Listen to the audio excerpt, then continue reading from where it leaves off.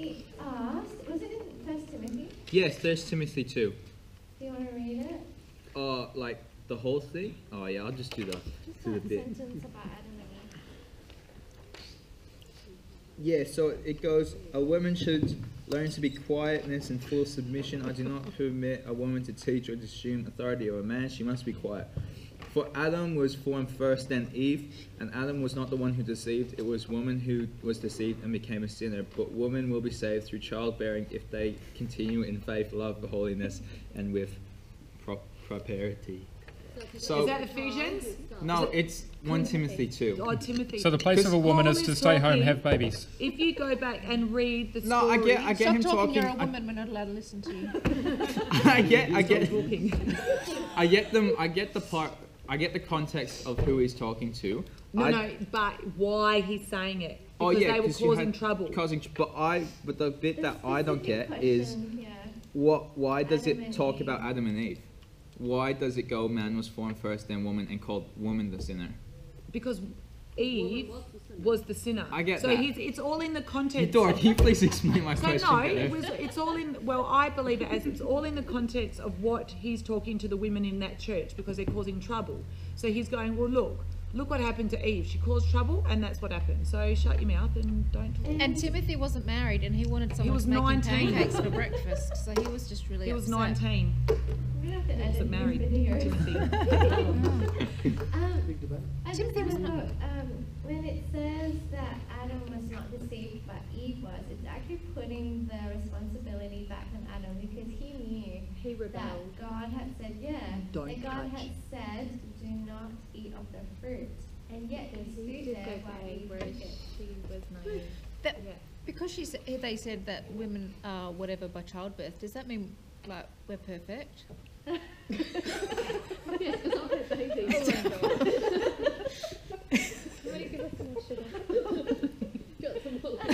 Yeah, I think we need some more. Oh my gosh. The childbirth bit could be talking, scholars have said it could be talking about Mary giving birth to Jesus through him of salvation. Some suggest that because we experience pain in giving birth that, I don't know, it's a funny one. I need to do more research to answer that. But, that part about assume authority over a man, is that the bit it was referring to in these notes about rather than assume authority, seize authority from a man? Yeah, it's the same context, yeah, because it was to the churches in Ephesus as well, because he was left behind while Paul went on to look after the churches in Ephesus. So it's the same context, but just the specifics of it, I don't know. It's just the Adam and Eve part throws me out. I'm just like, why? What's the point of mentioning it? Because he has to refer to Old Testament to make it biblical. Ooh, I like that one. That's a good one. Okay, so on to eschatology. No, we have very strong women leaders in our church. When we talk about the end times, last things and all that, what do you think is actually going to happen? Like, what's your eschatology? Are we talking about the end times? Yeah. I love this one. I'm going to die eating Doritos while watching the movie. No, I'll be driving. I'll be mowing the lawn, and then I just leave, and the lawnmower just keeps going. No one watched. I just Deep in the Night. You don't want such specific. I picture like a white light just picking me up, like one of those alien movies, but like you'll go to heaven. It's like the what's that movie? Not Left Behind. Yeah, it's Left Behind. With That's the lawnmower. and like everyone disappears, and then he like finally figures out it's because they're Larry Christians. Foreman, or whatever his name is. No, it's Nicolas Cage. So, You've been left behind. so basically, you guys are saying you believe in the rapture. Oh, not and you necessarily. believe that's what's going to happen. Revelation is Tribulation very happens vague on what's after going we've to all happen. gone. That's what I. So basically, whatever the Left Behind series is teaching, that's all. I don't No, I have think- I Hey, don't have Christian horror movies. I've been scarred for life. I know. I don't have an No, opinion. isn't this how Peter got saved? He watched like a movie like this No, he about the end times. Well, he did get scared, but then he got saved on the 2nd of January. So if the Y2K thing happened, he wouldn't have been saved. So I don't know. But that's what he says. Anyway, okay, let's go into it. No, like I understand like the Jesus coming down and stuff, but I it's don't know very what I Revelations is very vague what's going to happen. Okay. I don't really care. I don't care so long as I'm not there. Revelations as we go along. But Oh, Calm everyone. Should we just put some calming music on? I think next time just bring through. Whale. Shall I get my flute out and I can start We'll playing? not lose no I was shots going to be a with whale. that's just going to make it work. celery sticks. Nothing. And dip and some bread. And chips, yeah. And maybe a few olives. Oh my Cheese boy. Okay, so we're going to talk about the theology of last things. Eschatos means last. And we're talking about how, how does the future affect the present? Is it just something that's going to happen in the future and doesn't really affect us? And it brings it back to the question as well, what were we created for? God hasn't stopped creating. He's still creating. He's still making a masterpiece with our lives, working towards his goal in mind. And the Bible is full of images about this. So we're going to start with a quote from Jürgen Moltmann. Who's that? He wrote Theology of Hope. Oh. He's written a few theological books. Okay. In actual fact, however, apart from some future reality, eschatology means the doctrine of the Christian hope, which embraces both the object hoped for and also the hope inspired by it. From first to last, not merely in the epilogue, Christianity is eschatology, is hope, forward-looking and forward-moving, and therefore also revolutionizing and transforming the present. So we're not just looking about, looking into going to heaven in the future, because that's impractical for our everyday lives. Hope needs to be transforming. It needs to be something that will that changes the way that we live right now. So in your textbooks, Stanley Grant goes into personal, corporate, and cosmic eschatology. So personal eschatology, where am I going? Does my life have a goal? Does my life have an ultimate meaning, or am I merely destined for death? And then the corporate one is what will be the end of the human story. Where are we going? Is human life meaningless, a product of accidents and evolution? And cosmic eschatology, does the universe have a purpose and goal? Where is creation going, and is everything here by accident? So when we go into personal eschatology, we can't help but look at death. And it is something that is a mystery. We don't understand it. A lot of people have formed ideas around it, and some have even said that death is a friend, and it brings us into becoming part of the universe. We still live in your heart. We're not really away. We're just it's like we've just gone into the next room. But the problem with that is it's not biblical, and we were not made for death, which is why it's so devastating when it happens. It tears apart who we are, tears apart the fabric of society. It is the ultimate breakdown of relationship and the ultimate consequence of sin. So at the same time, we look at death and we go, you know what, we need to make sure that we're living a life that's full of meaning. So that's a good thing, and we do have hope. In the Old Testament, life after death, they talk about Sheol. So that word is used for the grave, for a place of destruction, for a place of descent going down, for a state of silence, for an absence of hope. But of course, God redeems his people. In Hosea 13 verse 14 it says, I will ransom them from the power of the grave, or Sheol. I will redeem them from death. Where, O death, are your plagues? Where, O grave, is your destruction? And in the New Testament, we talk about resurrection. And death is, of course, negative, associated with Satan, associated with lack of God's presence.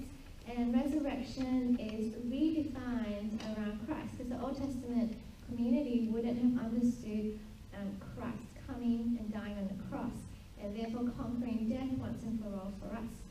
So all these verses are looking towards Revelation, where death is finally destroyed. And then the question comes, where do we go after we die?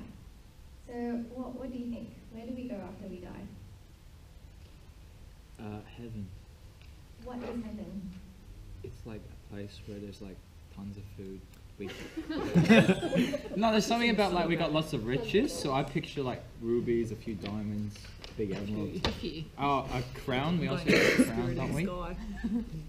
It's where I want to go. When I was just curious with Sheol, what was the Jewish understanding of that and death? Even though you've kind of laid it out there, what was their understanding of that place? I don't think they understood it the same way that we do. We tend to think of fire burning and all that. I think for them it was more an absence of God, a place without Nothingness? Yeah. If you look at the Old Testament, they don't, there's lots and lots of different images and all that. So I think I've got a variety of what they really understand.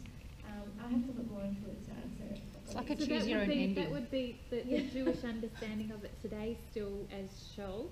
Like the Hebrews would still, Yeah, I don't that's think what they believe the afterlife. Yeah, that's a good question. And I did used to know that. I don't know why I can't think of the answer right now. Yeah, I've I'll have just to always look been it up. curious as to what the Jewish or the Hebrew understanding of after death was. Yeah, because I don't think they believe in heaven the way that we do. is that now? Yeah, Okay. because they would have the same types of beliefs as back then. Okay. Yeah, like they have a place called Gehenna, which is in the south side of Jerusalem. That's where there was human sacrifices to a god, I can't remember who. So that place, because it's been defiled by human sacrifice, that's where criminals' bodies with the rubbish is there and all that. And Jesus actually refers to that because that is what the Jewish people would have understood as a type of hell. But I don't know if that would have been what they envisaged when they thought of Sheol. I'll have to research it and then email you Yeah, I guys. was just a bit curious. Yeah.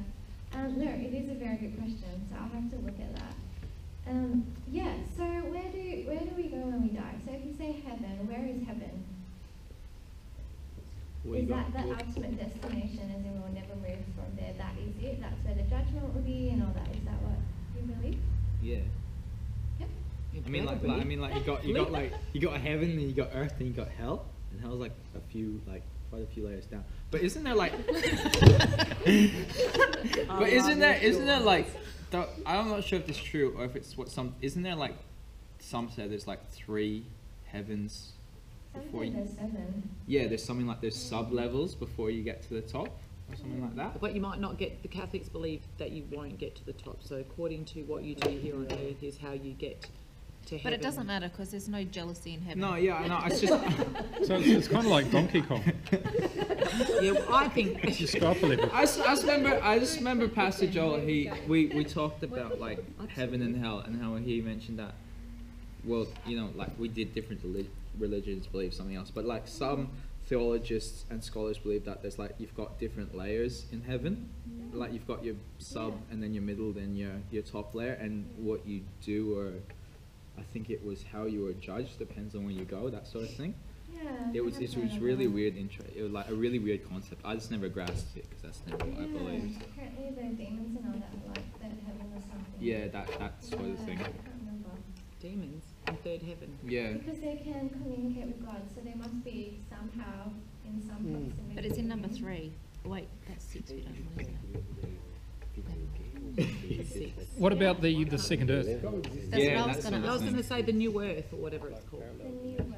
Earth, new earth. You will. I don't get it. The new age. You can tell we're all Yeah, tired. so that is what we are going to look at soon. So let's just go to a few ideas that people have had. Sure. Do you think You went Jesus a walked few. through hell? Yep, that's how we got the keys. That's how we got the keys. That's really it. far ahead. Okay, You went and so got the keys and then purgatory saved They're really is hot just a then. place where well, this is what the Catholics believe, that this is where we go after we die to be purged until we're perfect and we can get into heaven. And if your family members or loved ones pray for you, you might get into heaven quicker. The I got a problem is, question. yes. With purging, is it once Jesus returns is when they go to heaven? Is that when they get judged, or do they how do they get? So do they wait there or something? I've heard where if Catholics, so they they like when they're purging, like they're all waiting there and they're getting like, you know, like, right, yada yada, getting all the sins, like painful experience until Jesus comes again, and then they go to heaven. So purgatory is a painful place. What does it I don't know, what mean? do you- Purgatory. What is No, I don't believe in that anymore. But what is the belief? What we've been taught is like when you die, your soul leaves your body, goes into purgatory. And there you just sit and wait, and and then whoever is left behind, on earth, pray for you, or put some money in coin boxes, and the more money it goes there, probably you're gonna get saved. So it's like Or a the heavenly more vending prayers machine. you get into your name, then your sin get a little bit, you know. So the church is just playing a really long con with you. Well, I'm doing that at the moment. I've got a few documentations I'm reading for it. Probably next week I'm going to be able to tell you. Yeah. Great, okay. So that's purgatory. The problem with that is it means that God can change them regardless of their faith, regardless of whether they repent. And if that happens, then why can't God just, zap them straight to heaven if it's going to happen anyway? Why doesn't He just use the intercessions of Jesus? And if God can't, if God can do it based on my prayers, why can't He just do it because He wants to, because He loves them, So there's a few things with that. There's some scriptures with that. Then there's soul sleep, which you do find in the Bible. The verses are a bit vague. And it is possible to make it too literal, but at the same time, it is an option. Maybe after we die, we do go to sleep, and then when it's time for the resurrection, we wake up.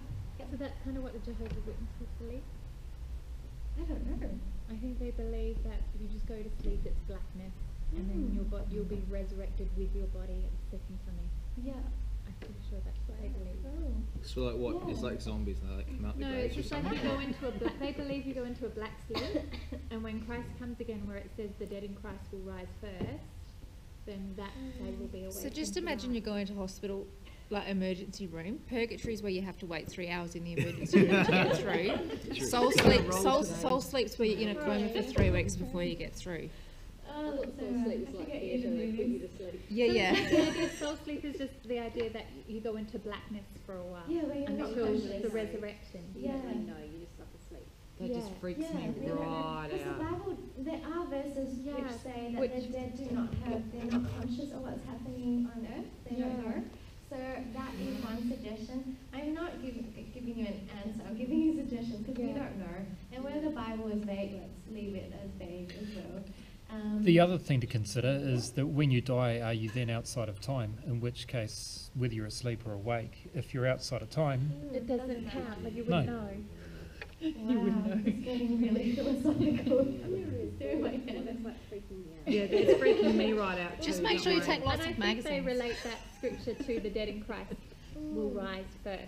Yes. So they're saying, so where did you go in between coming back to your body and rising? Yeah. And how does that, exactly. you know how people who say they've gone to heaven, like they've kind of died, gone to heaven and they come back, how come they went straight there? Yeah. or Without God waiting can give around. you a vision of heaven. And it depends on how you define heaven as well. Like heaven has been defined as where God's presence is. And I'll read a quote later on. I can look for it now. Sorry, we're just asking. So that This is just a big topic though. this just It goes is. again. Sorry, it was soul sleep. John 11:11, right? Says our friend Lazarus has fallen asleep. This is Jesus because it's red letters. But I'm going there to wake him up. Yeah. That just totally screws my head in now that you talk because I've been taught that Lazarus was dead. He was dead. So, but then why would Jesus Because say Jesus he's knew fallen? he was going to bring him back to life. Also, So the it's just sleeping. no, the Yeah, so he Jews' didn't term wanna- for dead and sleep is pretty well the same. Oh, okay. So it's like an interchangeable word. Okay. Yeah, All right. 'cause it's the same in Jairus' daughter as well. She Yeah. doesn't sleep. Yeah, so death and sleep, the same. In their meaning is the same. Pretty much. Because the Mormons believed that Jesus just went to sleep. That's Yeah, like, doesn't leave You it go to open. sleep like Yeah. that. I'll read the quote. Which Jesus? Jesus Don't have to. Dory's got some information for us. Okay, I'll read the quote about heaven. This is from Tom N.T. Wright's book, Surprised by Hope. It's in, I have written a list of books in the last slide if you want to read them and all that. But anyway, okay. The pictures of heaven in the book of Revelation have been much misunderstood. The wonderful description in Revelation 4 and 5 of the 24 elders casting their crowns before the throne of God and the Lamb beside the sea of glass is not, despite one of Charles Wesley's great hymns, a picture of the last day with all the redeemed in heaven at last. It is a picture of present reality, the heavenly dimension of our present life. Heaven in the Bible is regularly not a future destiny, but the other hidden dimension of our ordinary life, God's dimension, if you like. God made heaven and earth. At the last, he will remake both and join them together forever. And when we come to the picture of the actual end in Revelation 21 to 23, we find not ransomed souls making their way to a disembodied heaven, but rather the new Jerusalem coming down from heaven to earth, uniting the two in a lasting embrace. Wow. So, heaven's not actually this faraway place, it's actually Parallel. parallel.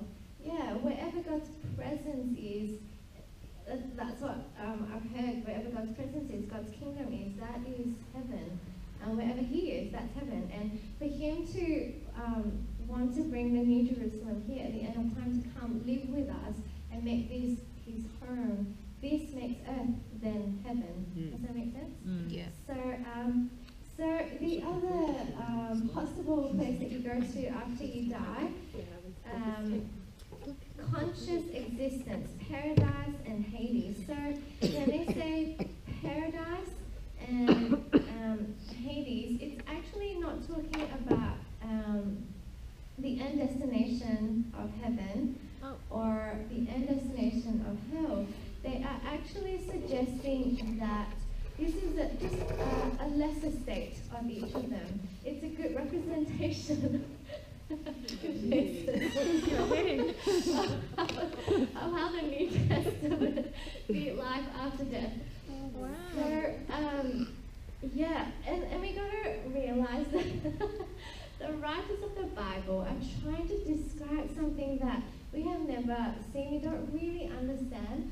So they're trying to use language that can help us. It is vague. We don't have clear answers, but this is one of the ways of looking at it. Wow. So that's almost like a purgatory then. Well, not really, really, because but that's what I'm halfway saying house. now. It's a purgatory, No, so... not purgatory, but like a halfway house. Yeah. That's crazy. Well, according to the Bible, we don't actually go straight there. Otherwise, there's no point of the righteous being risen again at the end to go to an end destination. And if it's parallel- Basic Christian theology was that there's heaven or hell. When Yeah. you die, you go to either or. Yeah. But from what we're looking at now, is it actually saying that it doesn't happen like that? There is an in between. Yeah. So can I just say that maybe Bible college is getting a little bit too technical? But am I understanding that Yeah, correctly? that's what they're saying. Yeah. So like the parable that you have up on the screen between the rich man and Lazarus, today you will be with me in paradise. They're saying, well, that's not actually heaven, the end destination, if you like, because that will only come at the end of time after the judgment and the new Jerusalem comes and all that. So paradise is it like a hasn't waiting room with happened like yet. food and TV. Because all of God's goal hasn't, it won't be consummated till the end. He can totally defeat death, totally defeat the devil. Put me to sleep. He can completely make new creation. Because if you look at creation, we've got species that are extinct and everything, the world's going crazy, the weather and all that. So creation itself needs to be redeemed. We need to be redeemed and all of that, and we need to be redeemed back to God as well. So all of that will only be consummated. No sickness and all that. It will only happen right at the end. So So, Right. So we're in paradise when we die. yeah. But it's all right. Until There's no, Judgment Day. but there's no time, so we don't actually know. So it doesn't even Like, I mean, that's, you know that show Lost? You know that show, that's what I It's realised. still on. It's ridiculous. Yeah, so none of these are the actual answers, I don't believe. I think these are just ways of thinking about it. I mean, of course I don't believe in purgatory, but they're just ways of thinking about what happens. I'm sure there's somewhere in the Bible that says when you die, you know, you are with Jesus. So it's not that we're just in this void, like we actually are in the presence of God. He keeps us safe. It says, you know, that death cannot separate us from his love.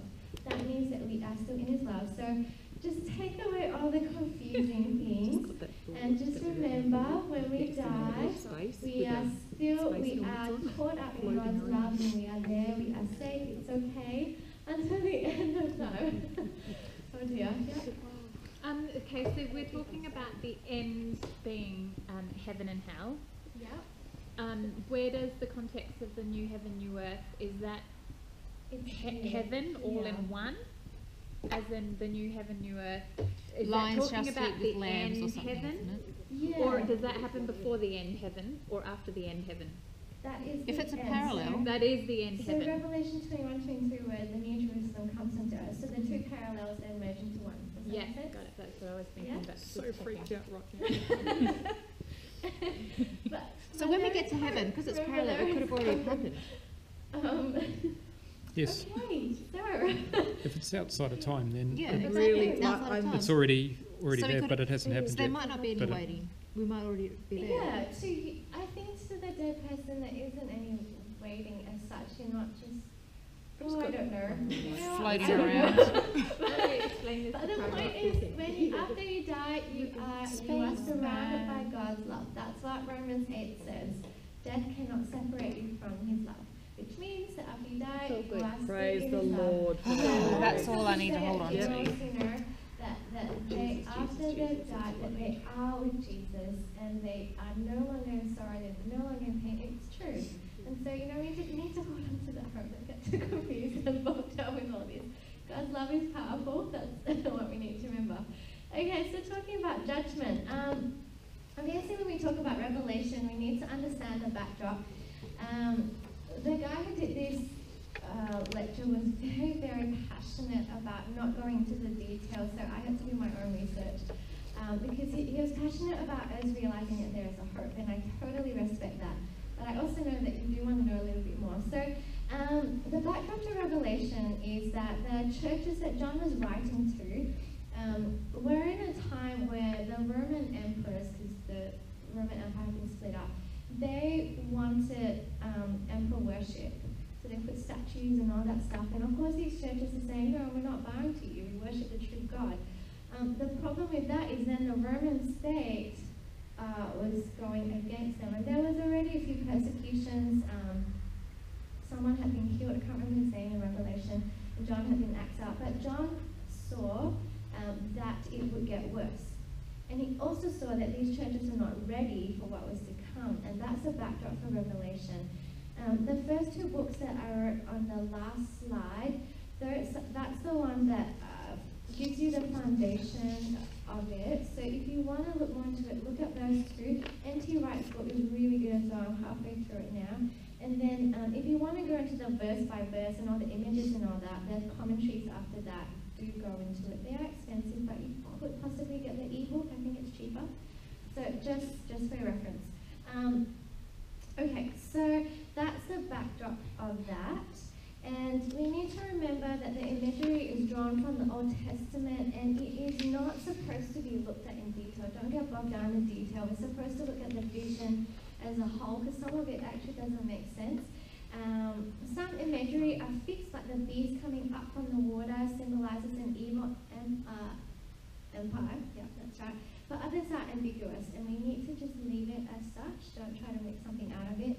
And also, we need to realize that it was written in their recent history, their present, and their near future. So Babylon in Revelation symbolizes Rome, and that's the same all throughout. And the current churches in Asia, which were Turkey and Greece. At the same time, it was also set against the backdrop of the end. but it was just showing that, Jesus will triumph at the end. So, okay, where's the human story going? The main event is the resurrection and judgment. And in the society we live in today, judgment is not a popular thing, but we need it. Without judgment, there's no salvation. And I'm just going to skim through that because, you guys understand that God is a righteous judge, and he does have a right to judge, and we need him to judge, otherwise we're not responsible for our actions. Okay, so hell. As I spoke about, traditionally we believe that it's a place you see lots of pictures of devils torturing people, lots of fire and all that stuff. But if you look at it in the New Testament, there's none of that. And Jesus speaks about hell more than anyone in the New Testament, and he spoke about judgment instead. So he spoke about Gehenna, which is the place I told you about where there was human sacrifice and all that, and Hades. So if you can look up those verses, and that's what he was trying to use imagery that we understood. It doesn't mean that it's literally fire, literally darkness, literally eternal punishment, because is it fire with light? Is it fire with darkness? How does that make sense? It's all images, it's all metaphorical. Molech, that's the one, human sacrifice to Molech. Okay, so the punishment is the fact that God's not there. There is no truth, no goodness, no beauty. It's all missing. It's not that God is there wanting to inflict punishment. It's just that he's absent. G.K. Chesterton said, hell is God's ultimate monument to free will. And C.S. Lewis says, this is where God says, thy will be done. It's actually a choice, and people go to hell because they're rejecting him. Yeah, it's quite Wouldn't that be hell on earth then if they're not Christian though? Yeah, but God's presence is still here. It's still surrounding us, it's still ruling everyone. Yeah, it's still working on the hearts of people that it's just up to them to choose. But hell is a place where God's literally not at all. So, okay, so there here, yeah. Doesn't the breath of God give us life? So if there's no God at all, then there's no life at all. Exactly, yeah. So if there's no life, then there's no existence. Yeah, so that's what we are going into. But yeah, Okay. definitely. That's one of the ways to look at it. Yeah, Sean? If you go to hell, can you get out of hell? No. No. So you're stuck in hell forever? Yeah, because Jesus took the keys already. It's not like a computer game. No, I'm just asking because I mean, like, what if? I don't know. It sounds so much better in my head. Throw another couple of dollars and see if you can. Yeah. Okay. So universalism.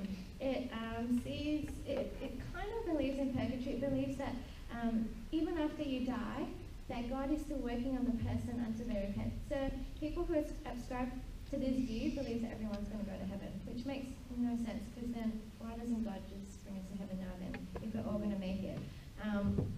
Next one's conditional immortality, so which is what you said. So when we die, we're extinguished. The judgment is uncreatedness. Does that make sense? You're just dead. You're not there. Yeah. So those are some of the different ones. Oh yeah, that's the part that I read out already about heaven. And then we go to next one. Okay, so all of this stuff we've associated with the end times, and I'm not going to go into all of it, there's so many commentaries and all that you need to, but just to say that we can get too caught up in it, in the diagrams and all of it, with the Antichrist and Armageddon going to happen. The Pope has been named the Antichrist one after the other, and that's really unfair. We've ruined the reputations of so many people by doing that. About the global campaigns where it says this is the date that the world's going to end, you better get ready, you need to repent, and then nothing happens, and that doesn't bring a good reputation to the church or to Jesus. It does nothing for the advancement of God's kingdom. So we need to be very careful about getting too much into stuff that really doesn't matter. At the end of the day, Jesus is God, and he will win. And so that's what we need to remember with that. And I think in your textbook they do go through the pre-millennialism and all that stuff. So I really need to read that. discussing eschatology. Why is it so important? Because it's an insight to the present. And we need to remember that when, all the people that talk about all this end time stuff, they forget about Jesus and his kingdom. But we need to remember that we are part of his kingdom. It's centered around Jesus. It's a message of hope. And it is a call for us to evangelize, to bring his kingdom to the earth. And it is also an insight for living, that we are a foretaste of God's future and that we have hope. Gordon Fee writes, God has not promised us freedom from suffering and death, but triumph through it. And as the church, we can show how we can do this. So that's the end of the lecture. But yeah, just remember that there is hope. Don't get too bogged down in all the detail and all that. Don't get discouraged by it too. God's love is more powerful and he does things. So yeah, are there any questions before we finish? Yeah. Sorry, can I ask a question? Yeah. If you just only touched very lightly on resurrection. So, is there any more insight into what we believe regarding resurrection? So in terms of death and resurrection. So I know in the Apostles' Creed, we believe in the resurrection of. So I guess in what I'm trying to understand in the spiritual sense, for those who have died and gone wherever, and then they get resurrected. What do we understand about that? So we believe it's a bodily resurrection. Obviously not with the same body we have now, because then those who are cremated are stuff. But, sorry, but it's true. I mean, but it's not just the body; it's the body and the spirit. Yeah, the body, soul, spirit, all the whole package. Person. And the Bible does talk about a new body. So Jesus gives us a new body. Yes. Does that make sense? So we're not coming out like Thriller. No, That's how I imagined it. Somewhere, there's a verse, I don't know exactly where it was, in one of the Gospels, and it talks about that when Jesus came back to earth, that all other people that had died had walked with him. Yeah. So were they resurrected? That's freaky. Yeah, they were. Yeah, I'm But pretty that's sure they a were. different kind of resurrection. So is this where we get zombies from, the Bible? Or? Yeah. But if that's not talking, is that the We did. It said that they came out of the graves. Yeah, so they were resurrected for a period. I don't understand how that works. Yeah. But They would It obviously was have a new bodies because they sort of- couldn't be zombies. Yeah, and they would also be disintegrated. I wonder if they all did the dance. I tell you, every movie from Hollywood has to come from the Bible somewhere. There's just too much good Any stuff other in there. questions? Like Indiana Jones. I love that. Thanks, everybody. Oh my god, I'm all set. Like we know where the ark is. Bye. In Egypt somewhere. Thanks.